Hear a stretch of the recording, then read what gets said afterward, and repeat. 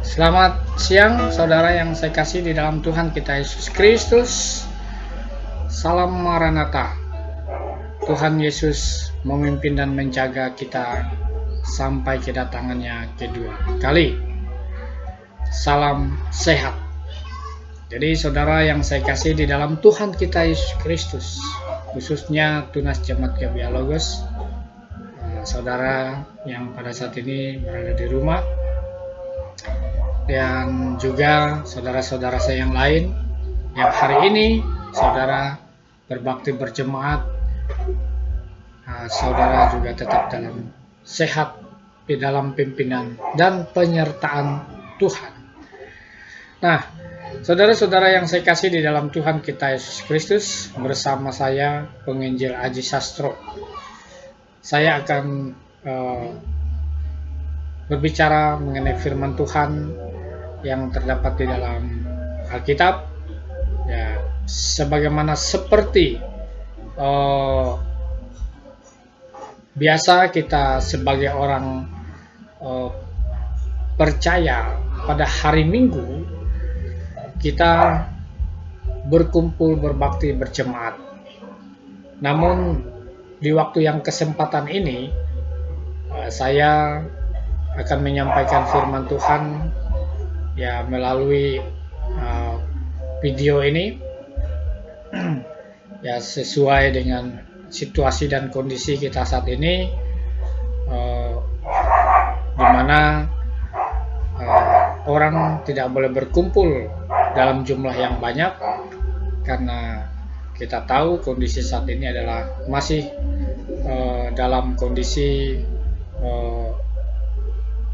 protokol kesehatan sedang diterapkan oleh pemerintah. Nah, untuk menghindari penyebaran itu, maka saudara memang kita harus berada di rumah, berbakti berjemaat juga lewat live streaming dan atau dengan cara yang lain. Nah, jadi saudara yang saya kasih di dalam Tuhan kita Yesus Kristus, bersama saya Penginjil Aji Sastro, saya ingin membagikan firman Tuhan bagi saudara. Saya akan mengambil di dalam kitab Kejadian. Di dalam kitab Kejadian pasalnya yang pertama, ya, ayatnya yang ke-26.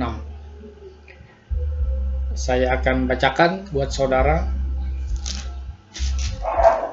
Beginilah firman Tuhan. Firman Allah, baiklah kita menjadikan manusia menurut gambar dan rupa kita, supaya mereka berkuasa atas ikan di laut dan burung-burung di udara, dan atas ternak, dan atas seluruh bumi, dan atas segala binatang melata yang merayap di bumi. Nah, di sini saya ingin menekankan bahwa ada poin penting yang di dalam kalimat ini adalah baiklah kita menjadikan manusia menurut gambar dan rupa kita. Nah, kalau kita membaca ayat 26 ini, kata kita, ya, kita memahaminya dengan satu kebenaran bahwa kata kita di sini jamak. Jadi jamak artinya kita yang mengacu kepada Allah, ya, Allah. Jadi bisa lebih dari satu, ya, kata kita bisa lebih dari dua. Nah, namun yang sangat dasar di sini adalah tidak bisa disangkal bahwa kata kita ini adalah maksudnya adalah Allah, ya, Allah. Nah, kemudian Allah mengatakan bahwa marilah katanya kita menjadikan baiklah kita menjadikan manusia menurut gambar dan rupa kita. Jadi manusia diciptakan menurut gambar dan rupa Allah, ya. Jadi kita memahaminya seperti ini. Jadi manusia diciptakan segambar dan serupa dengan Allah. Nah, Jadi saudara yang saya kasih di dalam Tuhan kita Yesus Kristus, mungkin kita berpikir bahwa manusia ini ada dua gender ya, gender pria dan wanita. Mungkin kita berpikir berarti Allah itu bisa laki-laki, bisa perempuan. Nah, jadi namun saudara yang saya kasih di dalam Tuhan kita Yesus Kristus, kita tidak membahas yang sangat mungkin tidak dibutuhkan untuk sementara dalam hal ini adalah kita sebagai gambar dan rupa Allah. Tentu di sini bisa memberikan arti bahwa manusia itu sempurna, ya. Manusia itu belum ada dosa. Ya. Jadi gambar dan rupa Allah itu adalah dari karakternya, sifatnya, ya, posisinya, ya, adalah orang kudus, orang benar, tidak ada dosa. Nah, jadi gambar dan rupa Allah itu adalah memberikan arti bahwa manusia diciptakan. Ketika manusia diciptakan, dia adalah kudus, tidak berdosa. Jadi Allah itu adalah kudus. Allah itu adalah maha kudus, maha suci. Nah, jadi ketika manusia diciptakan segambar dan serupa dengan Allah, berarti kita diciptakan memang menjadi manusia yang suci dan kudus, ya, sama seperti Allah. Nah, saudara yang saya kasih di dalam Tuhan kita Yesus Kristus, ternyata ya ketika kita membaca Alkitab di pasal 2, pasal 3, ya kita menemukan bahwa manusia jatuh ke dalam dosa.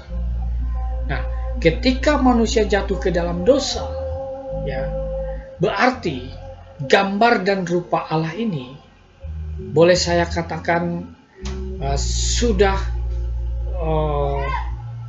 dirusak, ya, sudah dirusak karena kejatuhannya atau karena keberdosaannya terhadap Allah. Jadi artinya gambar dan rupa Allah ini, ya, posisinya, ya, dia sudah tidak kudus lagi, dia sudah tidak suci lagi karena dia sudah berdosa terhadap Allah, bersalah terhadap Allah. Nah, jadi saudara yang saya kasih di dalam Tuhan kita Yesus Kristus, ketika manusia sudah berdosa, ketika manusia sudah jatuh dalam dosa, berarti manusia sudah tidak bisa lagi dikatakan bahwa manusia itu suci atau kudus. Nah, kemudian kalau Alkitab mengatakan bahwa Allah itu adalah Maha Kudus, suci, berarti ketika manusia jatuh ke dalam dosa, ada satu sekat yang memisahkan antara hubungan dengan Allah ketika dia sudah jatuh ke dalam dosa, yaitu tidak bisa berhubungan langsung dengan Allah. Karena kenapa? Karena sudah dibatasi, manusia ini sudah berdosa terhadap Allah. Nah, karena tidak bisa menghampiri Allah yang Maha Kudus itu. Nah, jadi saudara yang saya kasih di dalam Tuhan kita Yesus Kristus, nah, kita menemukan juga bahwa ada perintah yang dilakukan oleh manusia, ya. Ketika dia jatuh ke dalam dosa, Tuhan perintahkan bahwa hanya satu cara bagaimana dia bisa berkomunikasi dengan Allah, yaitu dia beriman, ya, beriman kepada Juru Selamat. Dia beriman kepada Juru Selamat yang akan datang. Karena Juru Selamat yang akan datang inilah nanti yang bisa dapat memposisikan dia kembali sempurna, kudus, rupa, gambar dan rupa manusia itu bisa kembali segambar serupa dengan Allah. Nah, itulah sebabnya Tuhan perintahkan ya kepada ya Adam dan Hawa, Kain dan Habel ya, untuk mempersembahkan korban domba. Jadi kita bisa membaca juga di dalam Alkitab bahwa Kain dan Habel Tuhan perintahkan untuk mempersembahkan korban domba. Kain dan Habel adalah anaknya Adam dan Hawa. Nah, dan di dalam kehidupan mereka, tentunya Adam dan Hawa juga mengajarkan kepada Kain dan Habel untuk mempersembahkan korban domba. Karena Tuhan sudah mengajarkan kepada Adam dan Hawa bahwa mereka ketika mereka akan diselamatkan, mereka harus melakukan ibadah simbolik ya, yang menggambarkan juru selamat yang akan datang, yaitu mempersembahkan korban domba di hadapan Allah. Nah, saudara yang saya kasih di dalam Tuhan kita Yesus Kristus, kita membaca lagi di dalam Keluaran, kemudian dalam Bilangan, di dalam kitab Imamat dan seterusnya melalui bangsa Israel. Ya, Allah perintahkan kepada mereka ya untuk mempersembahkan korban domba. Jadi domba ini melambangkan juru selamat yang akan datang. Nah, ketika ya mereka berdosa di hadapan Tuhan, ya, dan mereka ingin diselamatkan, ya mereka melakukan ibadah yaitu mempersembahkan korban domba di dalam bait Allah, ya, yang dimulai dari ibadah yang sederhana, mempersembahkan korban domba di atas batu. Nah, kemudian berkembang menjadi mempersembahkan korban domba di atas di kemah suci. Nah, kemudian berkembang lagi di bait Allah dan seterusnya. Kapan ini dilakukan? Sampai kapan berakhirnya? Nah, sampai kepada juru selamat yang dijanjikan itu datang. Nah, jadi manusia berdosa di dalam perjanjian lama, mereka bisa ya dikatakan kembali segambar dan serupa dengan Allah. Mereka dibenarkan, dikuduskan. Jadi mereka beriman kepada juru selamat yang akan datang, yaitu dengan simbol ibadah simbolik, yaitu yang disimbolkan dengan domba, di mana darahnya sebagai ganti. Seharusnya ya Adam dan Hawa yang dikorbankan di hadapan Tuhan, seharusnya Abraham yang dikorbankan kepada Tuhan, seharusnya Kain dan Habel yang dikorbankan kepada Tuhan karena berdosa di hadapan Tuhan, maka digantikan seekor domba. Seharusnya si Ishak yang dikorbankan, tetapi Tuhan menggantikan dengan seekor domba. Dan dia perintahkan kepada Abraham supaya tidak mempersembahkan anaknya Ishak. Jadi mempersembahkan domba. Nah, ini banyak kita temukan di dalam perjanjian lama. Domba adalah menyimbolkan di mana umat Tuhan, orang percaya, mereka diselamatkan, diampunkan dosa mereka atas darah domba yang menyimbolkan, yaitu juru selamat yang akan datang di dalam Yesus Kristus. Jadi ketika manusia jatuh dalam dosa di dalam perjanjian lama, ada janji Allah, ada komitmen Allah ya untuk kembali membawa orang percaya, umatnya, menjadi segambar serupa dengannya, yaitu beriman, melakukan ibadah simbolik dengan mempersembahkan korban domba di hadapan Allah, dan darah domba itu sebagai pengganti orang yang berdosa tersebut. Dan ketika dipersembahkan kepada Tuhan, maka dosa mereka tidak diperhitungkan dan dianggap suci di hadapan Tuhan. Nah, jadi saudara yang saya kasih di dalam Tuhan kita Yesus Kristus, bagaimana dengan kita ya ketika Yesus sudah datang?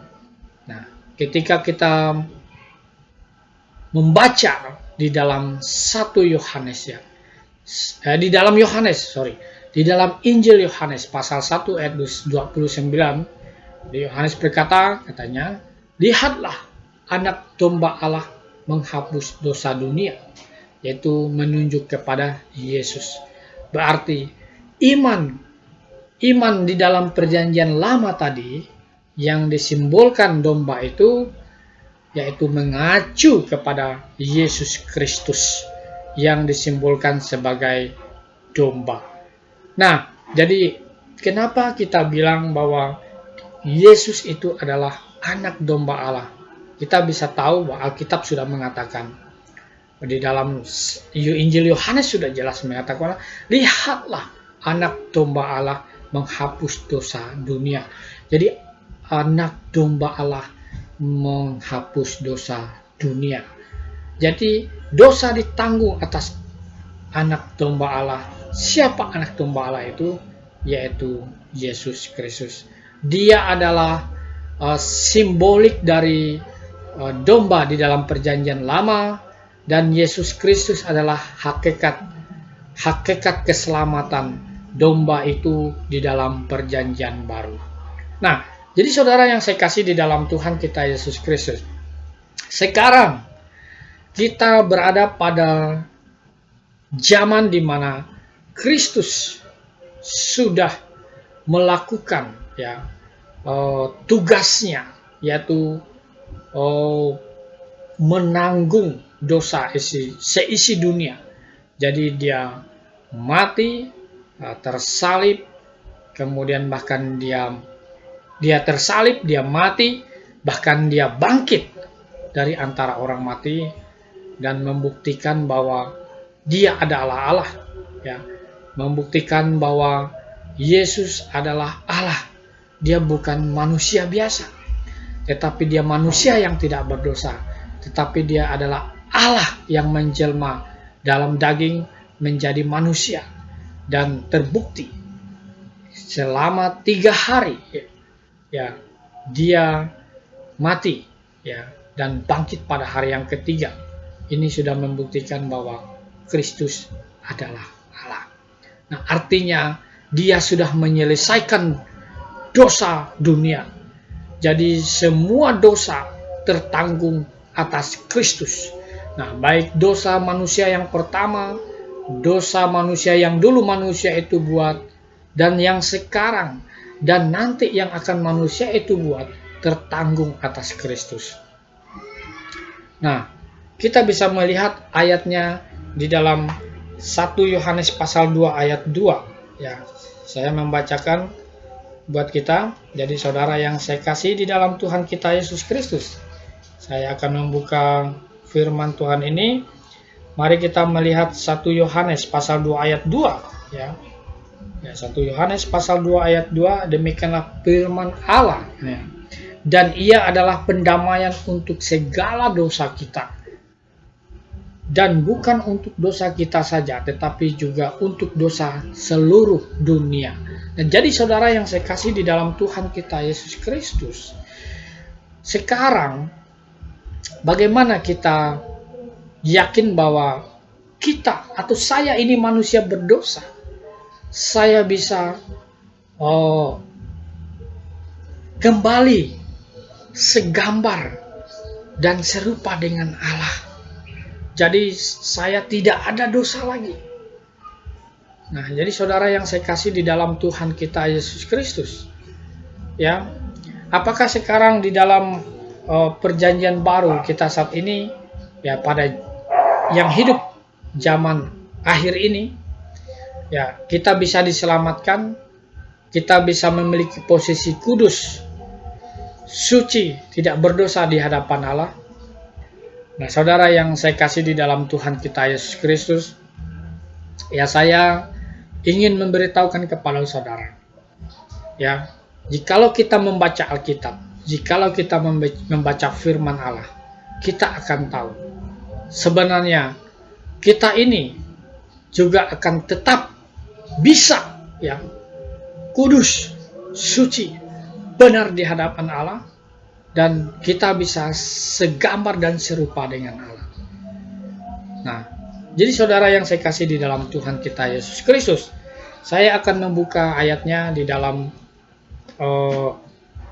Galatia ya, Galatia pasalnya yang keempat ya, ayatnya yang ke-19.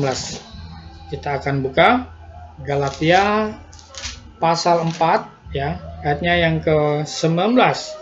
Ya, demikianlah firman Tuhan ya. Demikianlah firman Tuhan. Hai anak-anakku, karena kamu aku menderita sakit bersalin lagi sampai rupa Kristus menjadi nyata di dalam kamu. Ya, sampai rupa Kristus nyata di dalam kamu. Nah, kalau kita melihat di dalam Galatia ini, Rasul Paulus berbicara secara metafora, ya artinya hanya memakai bahasa kiasan. Jadi dia mengumpamakan dirinya adalah sebagai seorang ibu, ya, seorang ibu, ya. Jadi dia berbicara kepada jemaat, katanya, hai anak-anakku, karena kamu aku menderita sakit bersalin sampai rupa Kristus menjadi nyata di dalam kamu. Nah, jadi menggambarkan dia adalah seorang ibu. Coba kita melihat di dalam 1 Korintus ya, 1 Korintus pasal 4 yang ayatnya yang ke-15.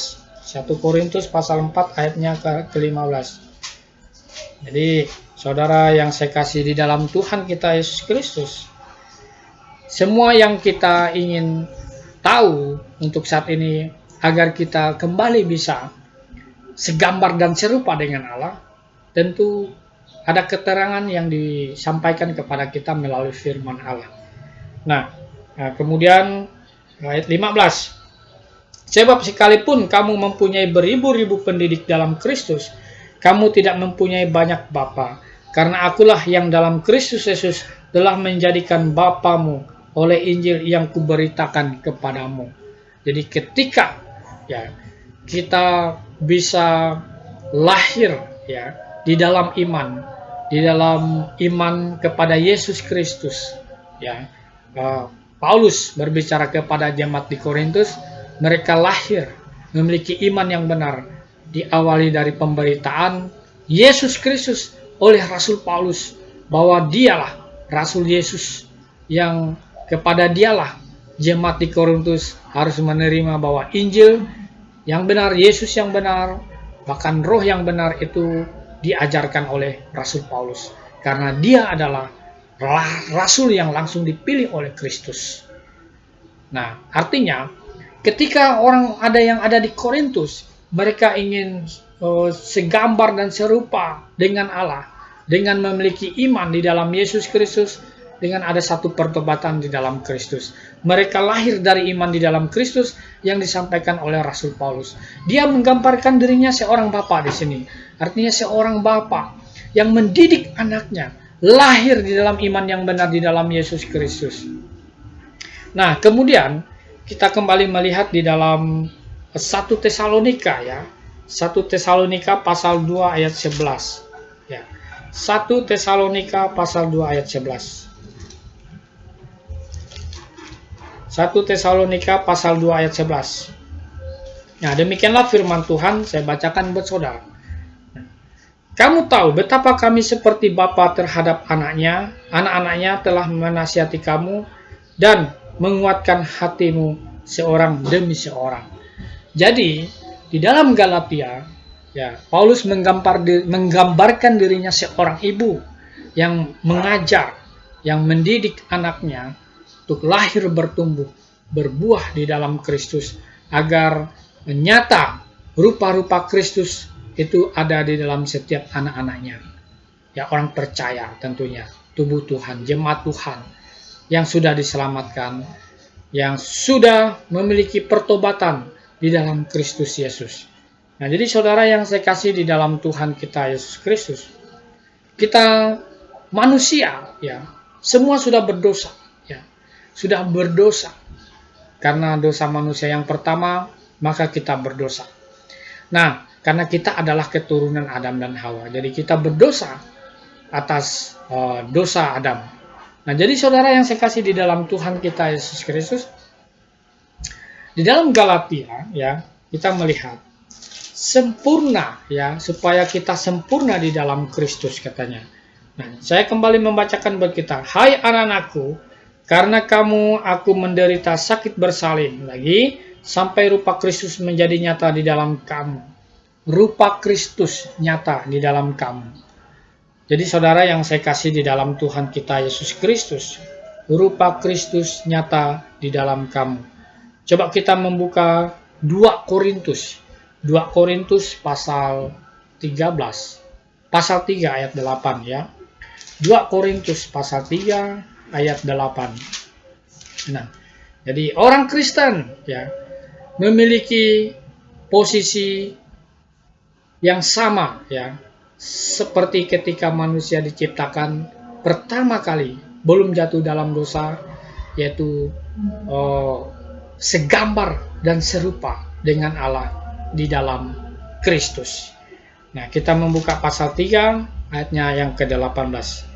Saya bacakan buat kita. Dan kita semua mencerminkan kemuliaan Tuhan dengan muka yang tidak terselubung, dan karena kemuliaan itu datangnya dari Tuhan yang adalah Roh, maka kita diubah menjadi serupa dengan gambarnya dalam kemuliaan yang semakin besar.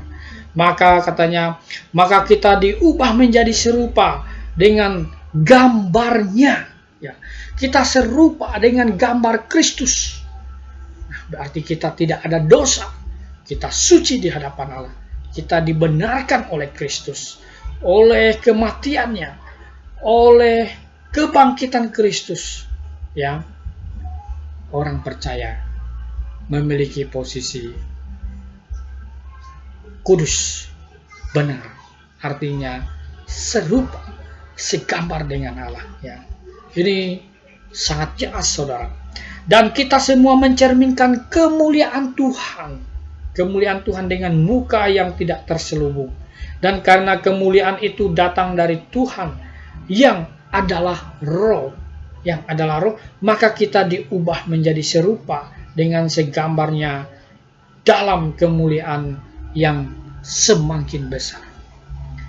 Nah, jadi saudara yang saya kasih di dalam Tuhan kita Yesus Kristus, bahwa ketika manusia diciptakan segambar dan serupa dengan Allah dan dirusak oleh karena dosa, maka Allah yang setia, Allah yang mengasihi, Allah yang maha kasih, Allah yang maha setia, bukan maha kasih yang semu, tetapi maha kasih yang berasal dari Allah, dari kekudusannya, dari ketinggiannya di surga.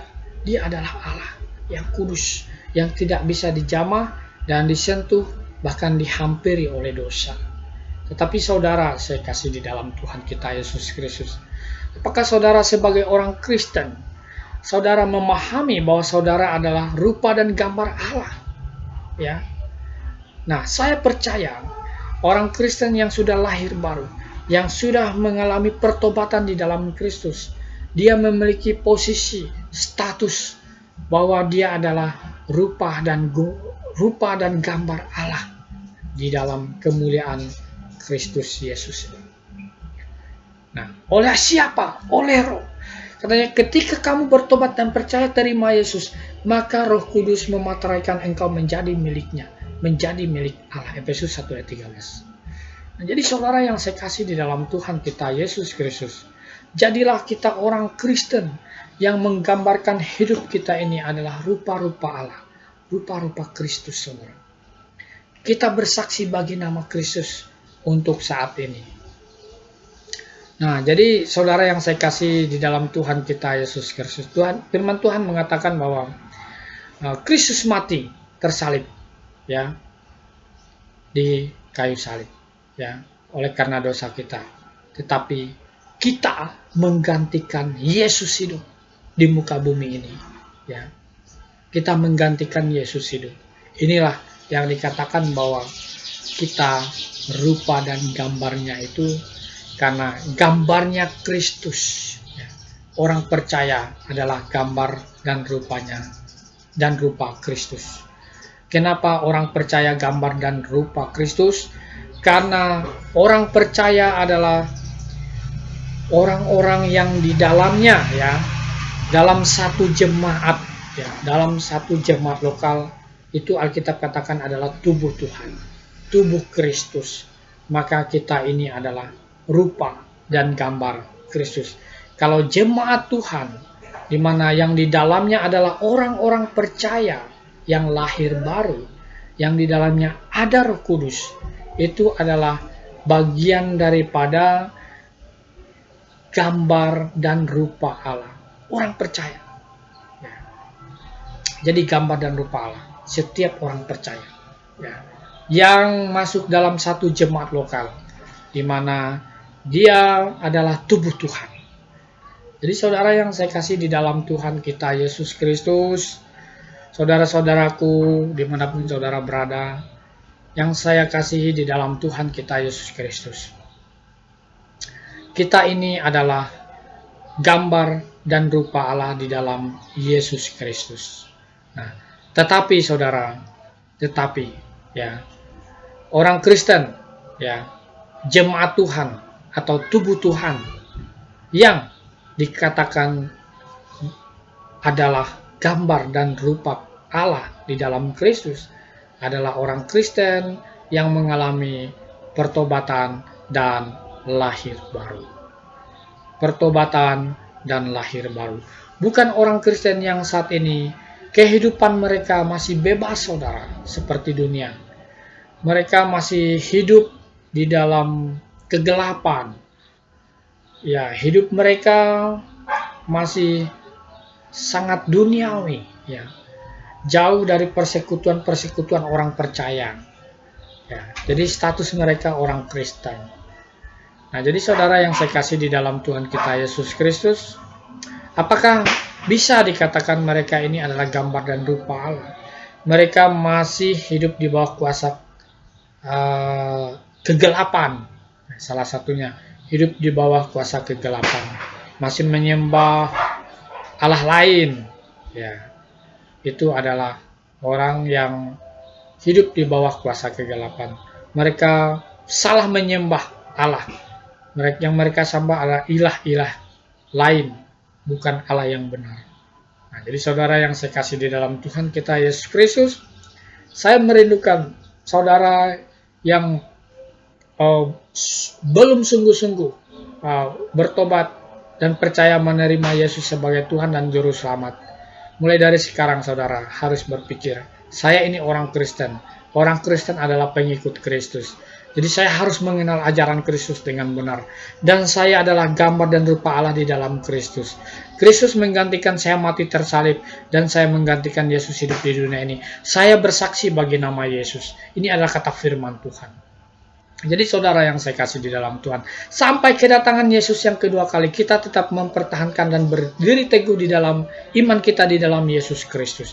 Jangan sampai orang Kristen lahir baru, orang yang sungguh-sungguh di dalam Kristus meninggalkan Kristus, ketika Tuhan Yesus datang mereka akan celaka dan akan dihakimi. Saudara yang saya kasih di dalam Tuhan kita Yesus Kristus,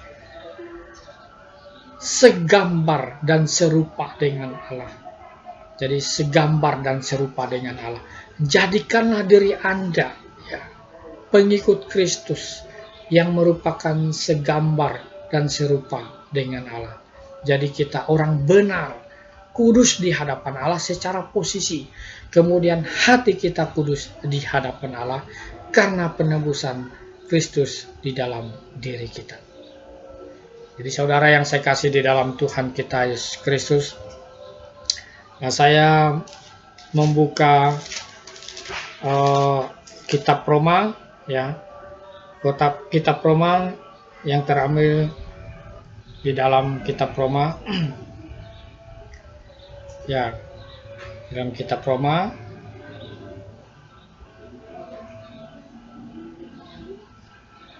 ayatnya yang ke-7. Ya, ayat ke-5. Pasal yang ke-7 ayatnya yang ke-5. Sebab waktu kita masih hidup dalam daging, hawa nafsu dosa yang dirangsang oleh hukum Taurat bekerja dalam anggota tubuh kita agar kita berbuah bagi maut.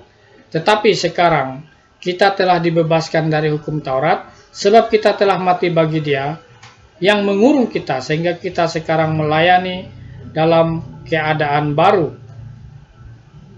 menurut roh dan bukan dalam keadaan lama menurut hukum Taurat. Nah, jadi saudara yang saya kasih di dalam Tuhan kita Yesus Kristus, yaitu kita di sini Rasul Paulus menggambarkan bahwa dulu ya, ketika dia sebagai Sanhedrin dan ahli Taurat ya, dia sangat taat dan tekun kepada hukum Taurat. Tetapi melalui pengenalannya ketika dia berposisi sebagai orang yang sangat mengerti hukum Taurat, maka dari sinilah mengantarkan dia kepada Kristus. Ternyata apa yang dilakukannya masih ada yang lebih benar lagi, yaitu menerima Yesus sebagai Tuhan dan Juru Selamat. Dan Kristus adalah menggambarkan hidup baru. Jadi ya, hukum Taurat itu adalah hukum di mana Tuhan sudah tidak pakai lagi, di mana Tuhan memakai hukum kasih di dalam Kristus Yesus. Itulah sebabnya Rasul Paulus banyak bersaksi bahwa dia tidak lagi menjadi seorang ahli Taurat, tetapi dia menjadi Rasul Kristus, memberitakan Injil Kristus ke seluruh dunia, agar banyak orang menerima Yesus Kristus sebagai Tuhan dan Juru Selamatnya, disempurnakan kembali, di mana Kristus adalah Allah sendiri, dan ketika orang bertobat dan percaya kepadanya, menggambarkan ya, kekudusan itu dibenarkan di dalam Kristus, orang benar karena diselamatkan dari dosa. Nah, serupa dan segambar dengan Allah di dalam Kristus. Inilah posisi orang percaya. Jemaat Tuhan, tubuh Tuhan adalah gambar dan rupa Allah. Jadi saudara yang saya kasih di dalam Tuhan kita Yesus Kristus, kiranya firman Tuhan ini bisa menjadi berkat bagi saudara. Harapan saya, kita tidak bosan dan kita tidak putus-putusnya belajar menggunakan waktu kita ya sebagai orang Kristen. Jikalau kita bertumbuh ya, berbuah di dalam iman, kita belajar firman Allah ya. Ingat ya, kalau orang Kristen yang tidak bertobat, mereka tidak akan bisa bertumbuh di dalam iman, karena hidup lama mereka masih ada. Hidup karena mereka masih dikuasai oleh dosa, karena hidup mereka masih dikuasai oleh kegelapan, karena hidup mereka masih dikuasai oleh hal-hal duniawi. Jadi saudara yang saya kasih di dalam Tuhan kita Yesus Kristus, kiranya firman Tuhan ini sangat berarti bagi saudara untuk pertumbuhan iman, dan Anda memahami bahwa sebagai orang percaya, sebagai jemaat Tuhan, tubuh Tuhan, jemaat lokal, dan Anda menyatakan diri adalah orang yang sudah lahir baru, orang yang sudah menerima Kristus sebagai Tuhan dan Juru Selamat, maka saudara dan saya adalah segambar dan serupa dengan Allah di dalam Kristus Yesus. Amin. Tuhan Yesus memberkati. Salam Maranatha.